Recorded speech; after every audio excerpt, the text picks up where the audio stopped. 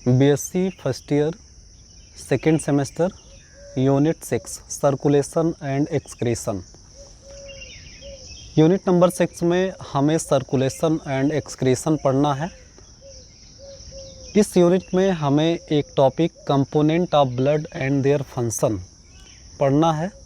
तो हमें ब्लड के बारे में पढ़ना है और ब्लड का जो फंक्शन है उसके बारे में पढ़ना है। तो ब्लड क्या होता है? Blood is the fluid connective tissue that circulate through the cardiovascular system. Blood जो है वो फ्लूइड कनेक्टिव टिश्यू होता है जो कार्डियोवैस्कुलर सिस्टम के थ्रू सर्कुलेट होता रहता है हमारी बॉडी में। Blood is the softest tissue in the body. Blood जो है हमारी बॉडी में सबसे सॉफ्टेस्ट टिश्यू होता है। Blood provide one of the means of communication between cells and external environment. जो हमारी बॉडी का ब्लड है वो सेल टू सेल कम्युनिकेशन का काम करता है। उसके बाद सेल का एक्सटर्नल इन्वायरमेंट से भी कम्युनिकेशन का काम करता है। नेक्स्ट है नेचर ऑफ ब्लड। ब्लड का नेचर क्या होता है? ब्लड जो है वो साल्टी इन टेस्ट होते हैं। ब्लड का एवरेज पीएच 7.4 यानी स्लाइटली एल्केलाइन होता है। टेम्परेचर ऑफ ब्लड की बात करें तो ये लगभग 38 डिग्री सेल्सियस यानी 40 डिग्री फ़ारेनहाइट में होता है और ये हैवियर देन वाटर होता है, वाटर से हैवी होता है। और ये रेड इन कलर होता है इनटू वेसल्स। हमारे ब्लड वेसल्स में जो ब्लड फ्लो होता है उसका कलर रेड होता है, वो रेड कलर में हमें दिखता है। नेक्स्ट है कंपोजिशन ऑफ ब्लड। तो ब्लड है मेनली टू कंपोनेंट्स, एक प्लाज्मा होता है, दूसरा सेल्स होता है। प्लाज्मा का अमाउंट 55% और सेल्स का अमाउंट 45% होता है। ब्लड का प्लाज्मा वाला पार्ट क्या होता है? ये स्ट्रॉ कलर ट्रांसपेरेंट फ्लूइड होता है। और जो सेल्स होता है ये फार्म्ड एलिमेंट ऑफ ब्लड होता है जिसमें 3 प्रकार के सेल्स पाए जाते हैं। तो यहाँ पर कंपोनेंट्स ऑफ ब्लड में ये प्लाज्मा है, ये फार्म्ड एलिमेंट्स है। और फार्म एलिमेंट्स में क्या है? आरबीसी, डब्ल्यूबीसी और प्लेटलेट्स पाए जाते हैं। सबसे पहले हम प्लाज्मा के बारे में पढ़ते हैं। प्लाज्मा क्या है? तो it consist water plus dissolve substance. जो हमारा ब्लड प्लाज्मा है उसमें वाटर और वाटर में घुले हुए कुछ पदार्थ होते हैं। तो क्या होगा यहाँ पे? Dissolve substance includes. यहाँ पर आप देख लें वाटर जो है 90 से 92% और डिजॉल्व सब्सटेंस 8 से 10% होते हैं। अब कौन कौन से सब्सटेंस डिजॉल्व होते हैं? तो यहाँ पर देखेंगे प्लाज्मा प्रोटीन होता है। प्लाज्मा प्रोटीन में एल्ब्यूमिन, ग्लोब्यूलिन, फिब्रिनोजन, एंटीबॉडीज और प्रोथ्रोम्बिन होता है। एंटीबॉडीज को इम्यूनोग्लोब्यूलिन्स कहते हैं। ये सभी प्लाज्मा प्रोटीन्स हैं जो हमारे ब्लड प्लाज्मा में डिजॉल्व होते हैं। उसके बाद इनऑर्गेनिक साल्ट जिसे मिनरल साल्ट कहते हैं, ये भी हमारे ब्लड प्लाज्मा में पाए जाते हैं। कौन कौन से साल्ट होते हैं? सोडियम क्लोराइड होता है, sodium bicarbonate, potassium, magnesium, phosphorus, iron, calcium, copper, chlorine, iodine, cobalt. ये सभी इनऑर्गेनिक साल्ट होते हैं जो हमारे ब्लड प्लाज्मा में पाए जाते हैं। हमारे ब्लड प्लाज्मा में न्यूट्रिएंट मटेरियल भी होता है जो कहाँ से आता है? डाइजेस्टेड फूड से आता है, पचे हुए भोजन से। कुछ न्यूट्रिएंट मटेरियल हमारे ब्लड प्लाज्मा में ऐड होते रहते हैं। वो कौन कौन से होंगे? जैसे monosaccharide, amino acid, fatty acid और ग्लिसरॉल होता है और विटामिन्स होता है। तो ये सारी चीज़ें हमारे ब्लड प्लाज्मा में प्रेजेंट होती हैं।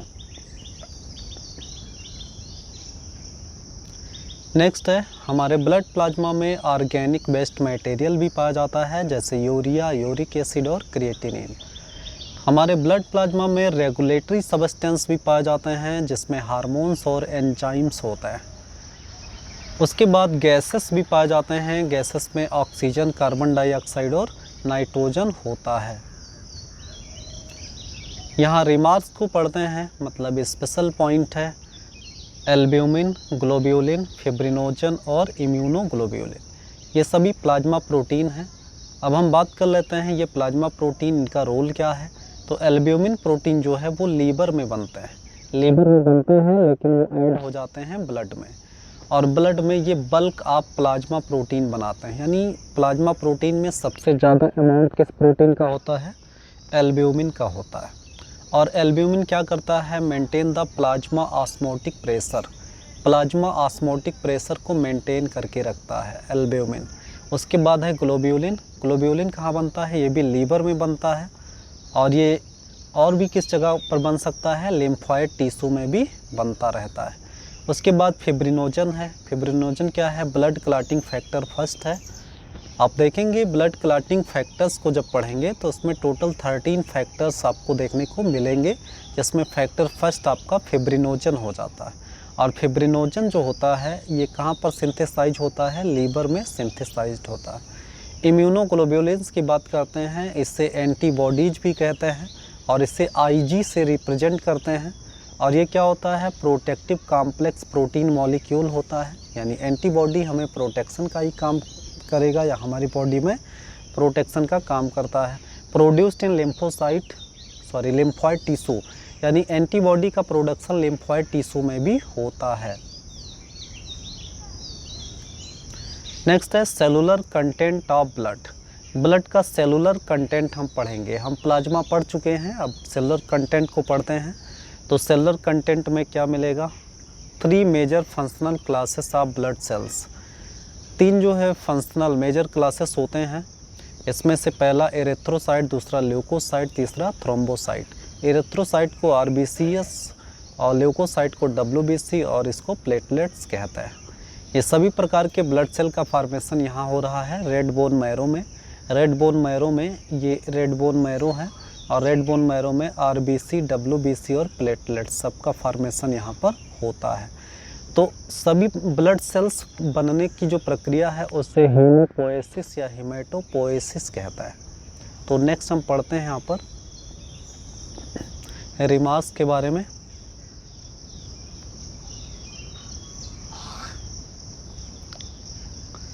हीमोपोएसिस क्या है, the process by which blood cells are form is called haemopoiesis और हिमेटोपोएसिस। प्रक्रिया जिसके द्वारा ब्लड सेल्स का फॉर्मेशन होता है उस प्रक्रिया को क्या कहते हैं, हीमोपोएसिस कहते हैं, या हिमेटोपोएसिस भी कहा जाता है। अब हमारी बॉडी में कौन सा साइट होगा जहाँ पर ब्लड सेल का फॉर्मेशन होगा, तो हम जानते हैं कि ब्लड सेल का फॉर्मेशन बोन मैरो में होता है, लेकिन लाइफ के कुछ अदर स्टेजेस में ब्लड सेल का फॉर्मेशन और भी जगह पर होता है। जैसे यहाँ पर हम देखेंगे haemopoiesis occurs in blood islands, ये कहाँ पाया जाता है, wall of yolk sac, yolk sac के वॉल पर ब्लड आइलैंड्स होते हैं एम्ब्रियोनिक स्टेज में, तो वहाँ पर हमारे ब्लड सेल का फॉर्मेशन होता है। उसके बाद लाइफ के कुछ स्टेजेस में लीवर में ब्लड सेल का फॉर्मेशन होगा, उसके बाद स्प्लीन में भी ब्लड सेल का फॉर्मेशन होता है, लेकिन जो एडल्ट स्टेज है उसमें बोन मैरो में ही सभी ब्लड सेल्स का फॉर्मेशन होता है। उसके बाद माइलॉइड टिश्यू जो होते हैं वो लिम्फोसाइट प्रोड्यूस करते हैं, यानी इन सब जगह के अलावा माइलॉइड टिश्यू होते हैं जो लिम्फोसाइट को प्रोड्यूस करते हैं। नेक्स्ट है हम एरिथ्रोसाइट को पढ़ते हैं। एरिथ्रोसाइट को आरबीसी कहते हैं। यहाँ पर हम देख लेते हैं लार्जेस्ट आरबीसी फाउंड इन, सबसे बड़ी आरबीसी लगभग 80 माइक्रोन मीटर होता है, ये पाया जाता है लार्जेस्ट आरबीसी किसमें, एम्फियोमा में और प्रोटियस में। ये दोनों क्या हैं, एम्फीबियंस हैं। एम्फीबियंस में सबसे लार्जेस्ट आरबीसी पाया जाता है। स्मॉलेस्ट आरबीसी किसमें पाया जाएगा, मस्क डियर में। मस्क डियर का जूलॉजिकल नेम है ट्राइगुलस। उसके बाद ओवल एंड न्यूक्लिएटेड आरबीसी पाया जाता है। ओवल और न्यूक्लिएटेड आरबीसी किसमें पाया जाता है, कैमल और इलामास में। ये ओवल और न्यूक्लिएटेड आरबीसी इम्पॉर्टेंट है। वैसे हमारी बॉडी में जो आरबीसी मैच्योर आरबीसी होता है उसमें न्यूक्लियस नहीं होते हैं, और हमारी आरबीसी कैसी होती है, कॉनकेव होती है। तो यहाँ पर आप देखेंगे मैमेलियन आरबीसी, खास करके मैन में, यानी हमारी बॉडी में जो आरबीसी होता है वो क्या होता है, सर्कुलर या राउंड होता है और बाई कॉनकेव होता है। इस तरह से आरबीसी हमें देखने को मिलते हैं, और इस आरबीसी में यानी रेड ब्लड सेल्स है ये, और इसके अंदर तमाम जो है क्या मिलते हैं, यहाँ पर हीमोग्लोबिन मॉलिक्यूल देखने को मिलते हैं। और हमारी बॉडी में जो आरबीसी वो क्या होता है, नॉन न्यूक्लिएटेड होता है। और आरबीसी में जो साइटोप्लाज्मिक ऑर्गेनल्स और न्यूक्लियस होते हैं ये क्या होते हैं, एब्सेंट होते हैं, नहीं पाए जाते हैं। किसमें, mature RBC of man. RBC contains haemoglobin. Haemoglobin क्या है, वो रेस्पिरेटरी पिगमेंट होता है। नेक्स्ट है यहाँ पर रिमार्क को पढ़ते हैं, स्पेशल पॉइंट को समझते हैं। RBC loss nuclei during reticulocyte stage of their development.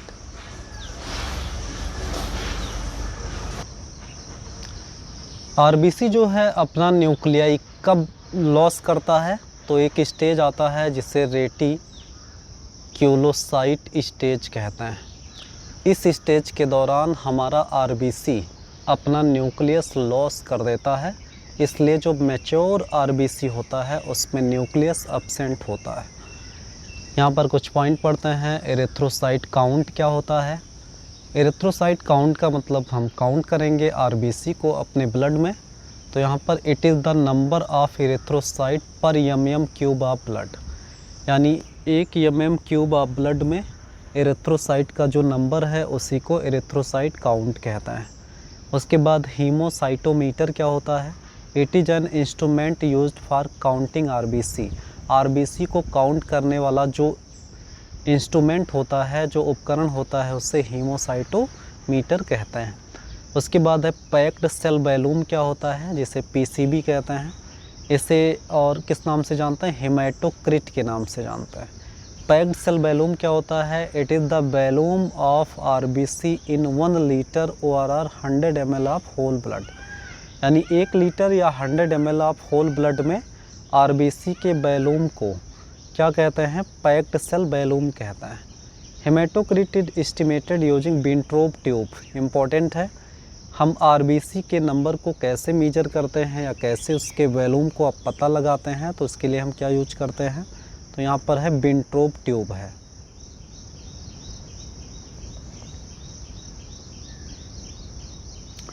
यहाँ पर हम समझते हैं एरिथ्रोसाइट की नॉर्मल वैल्यू को समझते हैं, इसको मेजर करते हैं और नॉर्मल वैल्यू कितनी है।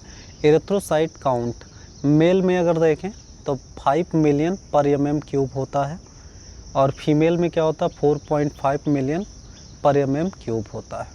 यानी एरिथ्रोसाइट का जो नंबर है मेल में ज़्यादा होता है और फीमेल में कम होता है। पैक्ड सेल वॉल्यूम की बात करते हैं तो यहाँ पर मेल में कितना होगा 46% और फीमेल में कितना होता है 38% होता है। हीमोग्लोबिन अमाउंट की बात करते हैं तो हमारे ब्लड में हीमोग्लोबिन का अमाउंट, अगर मेल की बात करें तो मेल में 13 से 18 ग्राम पर 100 ml ऑफ ब्लड, यानी पर 100 ml ऑफ ब्लड में 13 से 18 ग्राम हीमोग्लोबिन किस में पाए जाते हैं, मेल में, और फीमेल में 11.5 से 16 ग्राम पर 100 ml ऑफ ब्लड फीमेल में हीमोग्लोबिन का अमाउंट होता है।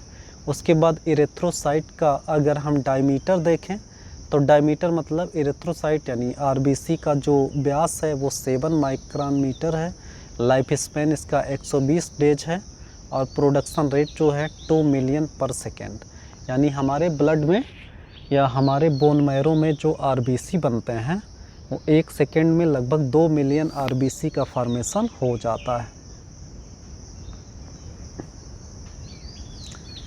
नेक्स्ट है यहाँ पर एरिथ्रोपोएसिस। एरिथ्रोपोएसिस क्या होता है, यहाँ पर देखो हीमोपोएसिस का मतलब सभी ब्लड सेल्स के फॉर्मेशन की प्रक्रिया हीमोपोएसिस कहलाती है। अब यहाँ आरबीसी बनने की जो प्रक्रिया होगी वो एरिथ्रोपोएसिस कहलाएगी। एरिथ्रोपोएसिस कहाँ पर होगा, हमारे रेड बोन मैरो में होता है। तो यहाँ पर आप समझते हैं formation of erythrocyte is called erythropoiesis.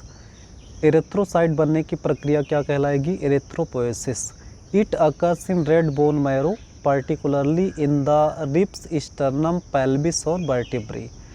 यानी एरिथ्रोपोएसिस यानी आरबीसी का फॉर्मेशन कहाँ पर होता है, रेड बोन मैरो में होता है। और ये रेड बोन मैरो किस में, पर्टिकुलरली किस प्रकार के बोन्स के रेड बोन मैरो में मिलेंगे, तो ये रिब्स में मिलेंगे, स्टर्नम है, पेल्विस और वर्टिब्री है। It is regulated by a hormone in response to insufficient oxygen. अगर हमारी बॉडी में ऑक्सीजन का जो अमाउंट है वो कम है तो ऐसे कंडीशन में एक हार्मोन रिलीज होता है जो ज़्यादा से ज़्यादा आरबीसी का फॉर्मेशन कराता है और उस हार्मोन्स का नाम है यहाँ पर इरिथ्रोपोएटिन हार्मोन्स। इरिथ्रोपोएटिन हार्मोन्स जो एक क्या है, ग्लाइकोप्रोटीन हार्मोन है, और ये सिक्रीट होता है किसके द्वारा, किडनी के द्वारा। तो इरिथ्रोपोएटिन हार्मोन्स जो है वो आरबीसी के फॉर्मेशन के लिए रिस्पॉन्सिबल होता है, और ये हार्मोन कब सिक्रीट होता है, जब इनसफिशिएंट ऑक्सीजन होता है हमारी बॉडी में।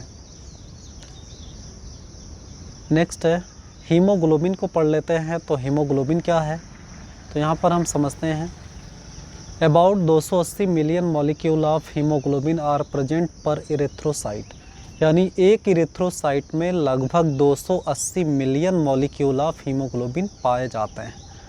और हीमोग्लोबिन का जो मेटेलिक कंपोनेंट होता है वो आयरन होता है, जो फेरस आयन के फॉर्म में होता है। Each haemoglobin molecule made up of, प्रत्येक हीमोग्लोबिन मॉलिक्यूल बने होते हैं किसके, 2 अल्फ़ा चेन होता है और 2 बीटा चेन होता है।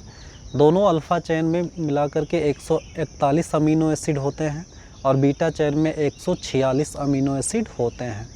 तो टोटल जो है 4 चेन, इसमें 2 अल्फ़ा चेन 2 बीटा चेन होता है, और दोनों चेन में एक में 141 एक में 146 अमीनो एसिड का नंबर होता है। नॉर्मल वैल्यू ऑफ हीमोग्लोबिन की बात करते हैं तो 15 ग्राम पर 100 ml ऑफ ब्लड, यहाँ पर आपने हीमोग्लोबिन का जो वैल्यू है हमारे ब्लड में वो 15 ग्राम पर 100 ml ऑफ ब्लड होता है। अगर इससे कम होता है, यानी बिलो दैन 12 ग्राम पर 100 ml is said to anaemic person. अगर किसी भी पर्सन की बॉडी में हीमोग्लोबिन का अमाउंट 12 ग्राम पर 100 ml ऑफ ब्लड से कम है तो उस पर्सन को क्या कहेंगे, एनीमिक पर्सन। आप कहेंगे उस पर्सन को क्या हो गया है, एनीमिया हो गया है। तो यहाँ पर आप देखते हैं कि ये हमारा क्या है, ये हीमोग्लोबिन मॉलिक्यूल है, जिसमें ये ऊपर जो है दोनों अल्फ़ा चैन है और नीचे 2 बीटा चैन है, और इन चैन से क्या जुड़ा होता है, यहाँ पर हीम पोर्शन जुड़ा होता है जो ऑक्सीजन को कैरी करने में हेल्प करता है। अगर हीमोग्लोबिन की कमी हो गई तो एनीमिया हो जाता है, और एनीमिया कई तरह से होता है। जैसे यहाँ पर हम समझते हैं टाइप्स ऑफ एनीमिया के बारे में। तो यहाँ पर है एडिसोनियन परनीसियस एनीमिया, और इस प्रकार का एनीमिया किसके कारण होता है, डिफिशियंसी ऑफ विटामिन B12। यहाँ पर आप देखेंगे विटामिन B12 इरिथ्रोपोएसिस में हेल्प करता है। अगर विटामिन B12 की कमी हो गई तो इरिथ्रोपोएसिस नहीं हो पाएगा, जिससे हीमोग्लोबिन नहीं बन पाएगा, और हीमोग्लोबिन की कमी से जो एनीमिया होगा उसे एडिसोनियन परनीसियस एनीमिया कहते हैं। उसके बाद एप्लास्टिक या जिसे हाइपोप्लास्टिक एनीमिया कहते हैं। इस प्रकार की एनीमिया में क्या होता है, destruction of bone by ionizing radiation, यानी आयनाइजिंग रेडिएशन के द्वारा जब हमारा बोन डिस्ट्रक्ट हो जाए या हमारा बोन का डिस्ट्रक्शन हो जाए तो उस बोन में आरबीसी का फॉर्मेशन नहीं होता है, और आरबीसी ना बनने से हीमोग्लोबिन का अमाउंट नहीं बन पाता है, और जिससे कौन सा एनीमिया हो जाता है, प्लास्टिक या हाइपोप्लास्टिक एनीमिया। उसके बाद हीमोलिटिक एनीमिया क्या होता है, बाई रप्चर ऑफ आरबीसीएस, जब हमारे ब्लड के आरबीसी रप्चर हो जाते हैं तो क्या हो जाता है, हीमोलिटिक एनीमिया हो जाता है। मैक्रोसिटिक या मेगैलोब्लास्टिक एनीमिया, ये deficiency of folic acid and vitamin B12। Vitamin B12 और फॉलिक एसिड की कमी के कारण जो एनीमिया होता है उसे मैक्रोसिटिक या मेगैलोब्लास्टिक एनीमिया कहते हैं। उसके बाद माइक्रोसिटिक, इसे क्या कहते हैं, हाइपोक्रोमिक एनीमिया। ये किसके कारण होता है, deficiency of iron resulting in less RBCs. Iron की कमी से आरबीसी का निर्माण कम हो जाता है, और तब जो एनीमिया होता है उससे क्या कहते हैं, माइक्रोसिटिक एनीमिया। उसके बाद है नार्मोसिटिक एनीमिया, सीवियर हेमरेज हो जाए तो नार्मोसिटिक एनीमिया हो जाएगा। सिकल सेल एनीमिया, इसमें जीन म्यूटेशन के कारण होता है, तो जीन म्यूटेशन के कारण कौन सा एनीमिया होगा, सिकल सेल्ड एनीमिया। थैलेसीमिया है, ये भी एनीमिया का ही टाइप है, और इसमें भी जीन म्यूटेशन के कारण थैलेसीमिया होता है। अब हम पढ़ते हैं यहाँ पर कि हमारे आरबीसी का, जब हमारा आरबीसी बोन मैरो में बनता है तो वो ब्लड में सर्कुलेट होता है, और ब्लड में सर्कुलेट होने पर इसका एक निश्चित लाइफ स्पैन होता है, और उस लाइफ स्पैन के बाद आरबीसी क्या हो जाता है, डिस्ट्रक्ट हो जाता है। तो डिस्ट्रक्शन कहाँ पर होगा उसको हमें पढ़ना है।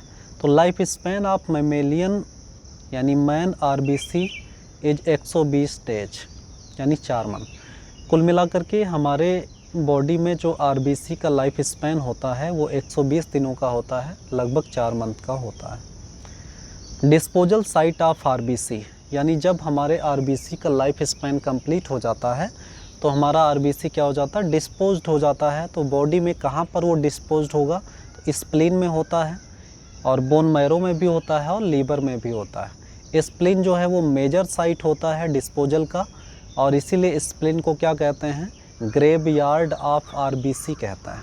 मतलब आरबीसी का कब्रगाह होता है, यानी आरबीसी जब मरते हैं तो स्प्लीन में दफना दिया जाता है। तो यहाँ पर ग्रेवयार्ड ऑफ आरबीसी कौन होता है, स्प्लीन होता है। उसके बाद protein part of RBC also reduced into, यानी आरबीसी का जो प्रोटीन पार्ट होता है, जैसे हीमोग्लोबिन में ग्लोबिन वाला पोर्शन होता है, वो रिड्यूस्ड हो जाता है कुछ अदर पिगमेंट में, जैसे बाइलिबर्डिन और बाइलिरुबिन। ये क्या है, बाइल पिगमेंट है। यानी हीमोग्लोबिन या आरबीसी का जो प्रोटीन पार्ट है वो किस में रिड्यूस्ड हो जाता है, बाइलिबर्डिन और बाइलिरुबिन, जो क्या है, बाइल पिगमेंट है, जो हमारे बाइल जूस में प्रेजेंट होता है। उसके बाद यूरोक्रोम में भी रिड्यूस्ड होता है, जो यूरिन पिगमेंट है। तो इस तरह से हमारे आरबीसी का या इरेथ्रोसाइट का क्या होता है, डिस्ट्रक्शन। यहाँ कुछ रिमार्क को पढ़ते हैं। RBC absent in earthworm, earthworm में आरबीसी नहीं पाया जाता है। अब आरबीसी नहीं होगा तो हीमोग्लोबिन कहाँ पाया जाएगा, क्योंकि हीमोग्लोबिन तो आरबीसी के अंदर पाया जाना चाहिए। लेकिन यहाँ पर क्या है कि जो हीमोग्लोबिन है वो directly dissolve in blood plasma, haemoglobin जो है वो डायरेक्टली ब्लड प्लाज्मा में डिजॉल्व होता है। अब बात करते हैं, यहाँ पर एक और पिगमेंट आता है जिसे हीमोसाइनिन कहते हैं। ये कॉपर कंटेनिंग रेस्पिरेटरी पिगमेंट होता है और ये कहाँ पाया जाता है, आर्थ्रोपोड्स और मोलस्क में पाया जाता है। It is much less efficiency oxygen carrier, मतलब ये क्या होगा, ये बहुत कम अमाउंट में ऑक्सीजन को कैरी कर सकता है। उसके बाद नेक्स्ट पढ़ते हैं ल्यूकोसाइट्स वाला WBC। तो ल्यूकोसाइट, इसके बारे में हम पढ़ेंगे तो यहाँ पर मिलेगा, जिसे WBC भी कहते हैं। WBC are the largest blood cells, यानी जो लार्जेस्ट ब्लड सेल्स होते हैं वो WBC के सेल्स होते हैं। It account for about 1% of blood volume, यानी ब्लड वॉल्यूम में बहुत कम अमाउंट में ये पाए जाते हैं, लगभग 1% ही होते हैं। 5 types of WBC are normally present in circulation, यानी हमारे ब्लड सर्कुलेशन में मेनली 5 प्रकार के WBC पाए जाते हैं, जिसमें से यहाँ पर पहला है न्यूट्रोफिल्स, दूसरा यूसिनोफिल्स, बेसोफिल्स, मोनोसाइट और लिम्फोसाइट। यहाँ पर न्यूट्रोफिल्स, यूसिनोफिल्स और बेसोफिल्स को ग्रेनुलोसाइट कहता है। ग्रेनुलोसाइट क्या होते हैं, पॉलीमार्फो न्यूक्लियर ल्यूकोसाइट होते हैं। और जो मोनोसाइट और लिम्फोसाइट है इसे ए ग्रेनुलोसाइट्स कहते हैं, क्योंकि यहाँ पर देखेंगे इसे मोनो न्यूक्लियर ल्यूकोसाइट भी कहते हैं। इसका कैरेक्टर क्या है ग्रेनुलोसाइट का, इसके साइटोप्लाज्म में क्या पाए जाते हैं, सेक्रेटरी ग्रेन्यूल्स पाए जाते हैं, और क्या पाए जाते हैं, मल्टी लोब्ड न्यूक्लियस पाया जाता है। और यहाँ पर क्या है, नॉन लोब्ड न्यूक्लियाई मिलता है विदाउट ग्रेन्यूल्स, साइटोप्लाज्म में ग्रेन्यूल्स नहीं पाए जाते हैं। नेक्स्ट है यहाँ पे the life span of WBCS in man is about 10 से 13 डेज, यानी WBC का जो लाइफ स्पैन है मैन के अंदर वो लगभग 10 से 13 दिनों का होता है। The total leucocyte count is normally 5000 पर mm³, यानी टोटल ल्यूकोसाइट काउंट, यानी हमारी ब्लड में जो टोटल ल्यूकोसाइट होता है वो नॉर्मली कितना होता है, 5000 पर mm³ होता है। The ratio of RBC is to WBC 600:1, यानी RBC और WBC का रेशियो देखा जाए हमारे ब्लड में तो 600 RBC पर 1 WBC होता है, यानी 600:1 होता है RBC और WBC का रेशियो। यहाँ पर कुछ टर्म्स है, ल्यूकोसाइटोसिस क्या होता है, refers to increase in the number of WBC, यानी जब नॉर्मल वैल्यू से WBC का अमाउंट हमारी बॉडी में बढ़ जाता है तो उस कंडीशन को ल्यूकोसाइटोसिस कहता है। उसके बाद ल्यूकोपेनिया क्या है, ये जब normally low level of WBC, यानी जब हमारे ब्लड में WBC का लेवल कम हो जाता है तो उसे ल्यूकोपेनिया कहता है, यानी बढ़ने की प्रक्रिया को ल्यूकोसाइटोसिस और कम होने की प्रक्रिया ल्यूकोपेनिया कहलाती है। डिफरेंशियल ल्यूकोसाइट काउंट क्या होता है, जिसे डीएलसी कहते हैं, is the number of each kind of leucocyte in 100 WBCS, यानी 100 WBC लेते हैं, उस WBC में किस प्रकार का WBC कितने % में पाया जाता है, कितने नंबर में पाया जाता है, उसी को डीएलसी कहता है। यहाँ पर हम समझते हैं डीएलसी में क्या होता है, जैसे न्यूट्रोफिल्स,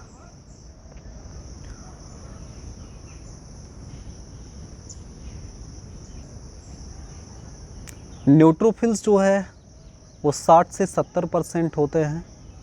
न्यूट्रोफिल जो होता है वो 60 से 70% के बीच में। इयोसिनोफिल्स जो है वो 2 से 4% के बीच में। बेसोफिल 0.5 से 1% के बीच में। मोनोसाइट जो है वो 3 से 8% के बीच में। और लिम्फोसाइट जो होता है वो 20 से 25% के बीच में होता है। यानी अगर 100 WBC को ले लेते हैं तो 100 में से 60 या 70 WBC क्या होंगे, न्यूट्रोफिल्स, यानी न्यूट्रोफिल्स का अमाउंट WBC में सबसे ज़्यादा होता है। उसके बाद दूसरे नंबर पर आता है लिम्फोसाइट। लिम्फोसाइट 20 से 25% होंगे।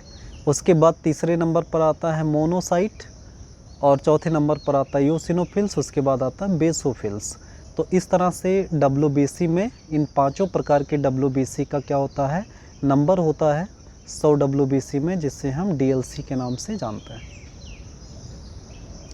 यहाँ पर हम देखते हैं वाइट ब्लड सेल्स का ये डायग्राम है। इसमें हम समझते हैं ये आपका न्यूट्रोफिल्स है। न्यूट्रोफिल्स जो है वो phagocyting a bacteria and other pathogen. Neutrophil का काम होता है किसी भी पैथोजन या किसी भी बैक्टीरिया को फेगोसाइटोसिस के द्वारा मार देते हैं। इयोसिनोफिल का क्या काम होता है, ये इयोसिनोफिल है, ये कंट्रोल करता है, control mechanism associated with allergy, ये एलर्जी को कंट्रोल करता है। उसके बाद मोनोसाइट है। मोनोसाइट ये भी फेगोसाइटोसिस के द्वारा पैथोजन को मारता है। बेसोफिल है, ये क्या कंटेन करता है, हिस्टामिन और हिपेरिन। हिस्टामिन की बात करते हैं तो ये क्या है, एलर्जिक सब्सटेंस है। जब ये रिलीज होता है हमारे टिश्यू में तो टिश्यू में रेडनेस और ईचिंग आता है, यानी लाल लाल कलर के चकत्ते बन जाते हैं। जैसे मच्छर काटता है तो हमारे टिश्यू सेल्स हिस्टामिन रिलीज कर देते हैं और हिस्टामिन के कारण वहाँ पर खुजली और रेडनेस हो जाता है। तो हिस्टामिन है। हिपेरिन आप लोग जानते हैं, ये क्या करता है, एंटी कोगुलेंट है, ब्लड को क्लॉट होने से रोकने वाला सब्सटेंस है। तो ये बेसोफिल के द्वारा रिलीज होता है। यहाँ पर देखो आप लोग, histamine release from basophils. Basophil से क्या रिलीज होता है, हिस्टामिन्स। उसके बाद लिम्फोसाइट है, ये क्या सिक्रीट करता है, एंटीबॉडीज। यहाँ पर हम न्यूट्रोफिल्स को पढ़ते हैं सबसे पहले। Most common and active type of WBC have high lobulated nucleus. High lobulated nucleus होता है इसका, और फेगोसिटिक इन नेचर होते हैं, यानी फेगोसाइटोसिस के द्वारा पैथोजन को मारने का काम करते हैं। Also referred as pus cells. Neutrophils को पस सेल के नाम से भी जानते हैं, क्योंकि जो पस बनता है उसमें ज़्यादा अमाउंट न्यूट्रोफिल्स का ही होता है। उसके बाद neutrophils also stimulate the production of interferons. Neutrophils जो है ये इंटरफेरॉन्स के प्रोडक्शन को भी स्टिमुलेट करता है। मतलब न्यूट्रोफिल्स जो है, इंटरफेरॉन्स क्या होता है, एंटीवायरल प्रोटीन होता है।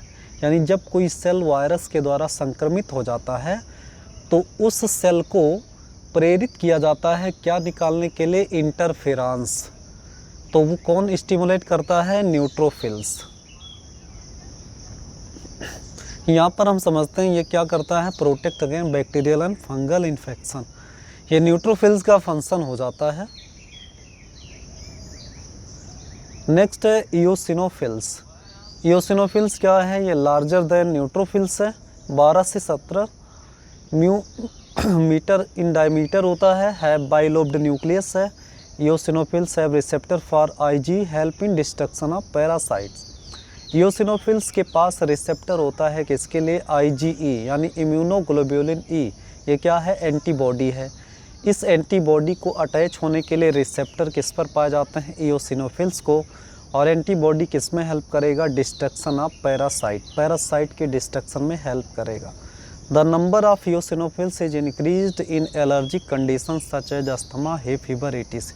यानी जब हमें एलर्जी हो जाता है, जैसे अस्थमा और हे फीवर वाले कंडीशन में, तो हमारी बॉडी में, हमारे ब्लड में इओसिनोफिल्स का नंबर क्या हो जाता है, इनक्रीज हो जाता है। तो ये हमारा इओसिनोफिल्स है। इसमें साइटोप्लाज्म, प्राइमरी ग्रेन्यूल्स, माइटोकॉन्ड्रिया होता है, गोल्गी अपरेटस, लिपिड बॉडीज होते हैं।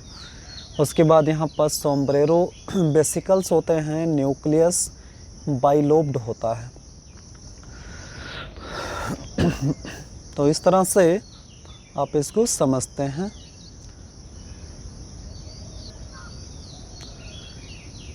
अगला है बेसोफिल्स। बेसोफिल्स को हम समझते हैं तो ये लेस देन 1% ऑफ ल्यूकोसाइट, बहुत कम अमाउंट का ये ल्यूकोसाइट है। ये 14 to 16 mu micron in diameter होता है। नॉन फेगोसिटिक इन नेचर होता है, यानी इसमें फेगोसाइटोसिस की प्रक्रिया नहीं पाई जाती है। इसका जो न्यूक्लियस है बाई ट्राइलोब्ड होता है। और इसमें जो बेसोफिल्स होता है, जब ये कनेक्टिव टिश्यू में पाया जाता है तो इसी को क्या नाम देते हैं, मास्ट सेल कहते हैं। बेसोफिल्स जो कनेक्टिव टिश्यू में पाए जाते हैं उन्हें मास्ट सेल कहते हैं। इसमें साइटोप्लाज्मिक ग्रेन्यूल्स जो होता है उसमें क्या क्या पाया जाता है, प्रोटियोग्लाइकन, हिपैरिन और हिस्टामिन, ये सभी सबस्टेंस इसके ग्रेन्यूल्स में पाए जाते हैं। तो ये स्ट्रक्चर है बेसोफिल का। इसमें साइटोप्लाज्म है, साइटोप्लाज्म में ग्रेन्यूल्स पाए जाएंगे ये, और 3 लोब्ड न्यूक्लियस बनाया गया।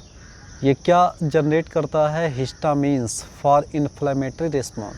जब हमारे टिश्यू इन्फ्लेमेटरी रिस्पॉन्स काज करते हैं तो हमारा बेसोफिल क्या रिलीज करता है, हिस्टामिन्स।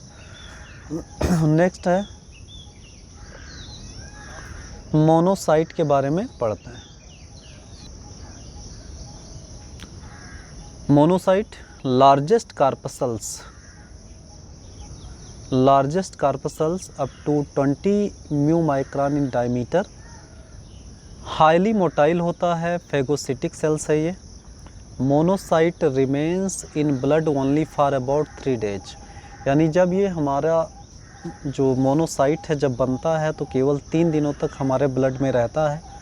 उसके बाद ये बॉडी टिश्यू में सर्कुलेट हो जाता है और टिश्यू स्पेसेस में जा कर के हमें क्या देता है, पैथोजन से प्रोटेक्शन देता है। जैसे यहाँ पर देखते हैं, in tissue spaces monocyte transform to macrophages, यानी जो मोनोसाइट होता है वो चला जाता है कहाँ पर, टिश्यू स्पेसेस में, और टिश्यू स्पेसेस में जा कर के बदल जाता है किसमें, मैक्रोफेजेज में। और इस मैक्रोफेजेज का एग्जाम्पल है यहाँ पर पल्मोनरी अल्बियोलर मैक्रोफेज, जो किसमें पाए जाते हैं, लंग्स में। हिस्टियोसाइट्स है जो कनेक्टिव टिश्यू में पाए जाते हैं। माइक्रोग्लिया है जो ब्रेन में पाए जाते हैं। कफर सेल है जिसे पेरीसाइनुसोइडल माइक्रोफेज कहते हैं, ये लीवर में पाए जाते हैं। ग्लोमेरुलर मेसेंजियल सेल्स है वो किडनी में पाए जाते हैं। ऑस्टियोक्लास्ट है जो बोन में पाए जाते हैं। तो इस तरह से ये सब मैक्रोफेजेज हैं। और ये मैक्रोफेजेज किसकी ट्रांसफॉर्मेशन से बनते हैं, मोनोसाइट की ट्रांसफॉर्मेशन से बनते हैं। और ये फेगोसिटिक इन नेचर होते हैं, हाईली मोटाइल होते हैं। ये मोनोसाइट का डायग्राम है, इसमें साइटोप्लाज्म, न्यूक्लियस और मेम्ब्रेन है और लाइसोसोम है इसमें। तो इस तरह से ये हमारा मोनोसाइट हो जाता है। नेक्स्ट है लिम्फोसाइट। लिम्फोसाइट को हम पढ़ते हैं तो ये क्या होता है, स्मॉलेस्ट ल्यूकोसाइट होता है, स्लाइटली लार्जर देन आरबीसीएस होता है। और ये non phagocytic with roundest nuclei, यानी ये नॉन फेगोसिटिक होता है और इसका जो न्यूक्लियाई है यानी न्यूक्लियस ये गोलाकार होता है और डेंस होता है। ये 20 से 25% ऑफ डब्ल्यूबीसी, यानी डब्ल्यूबीसी का 20 से 25% भाग लिम्फोसाइट के द्वारा बनता है।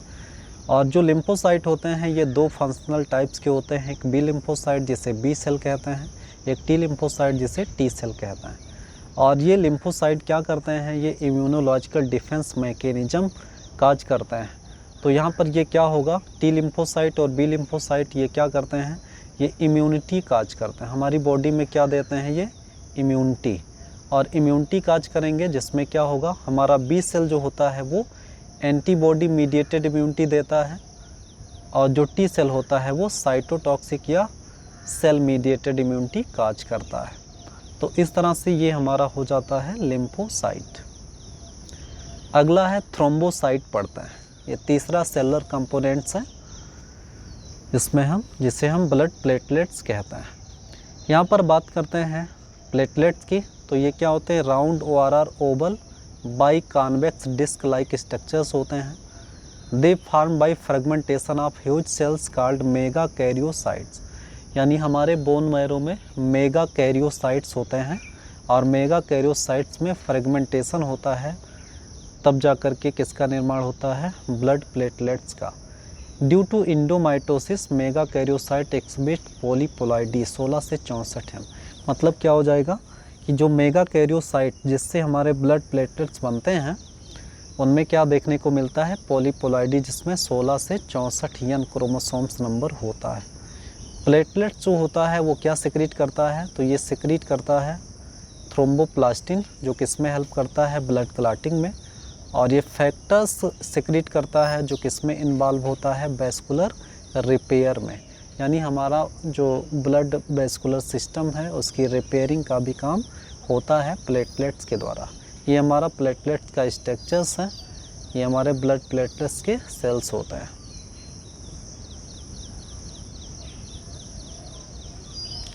नेक्स्ट है फंक्शन ऑफ ब्लड।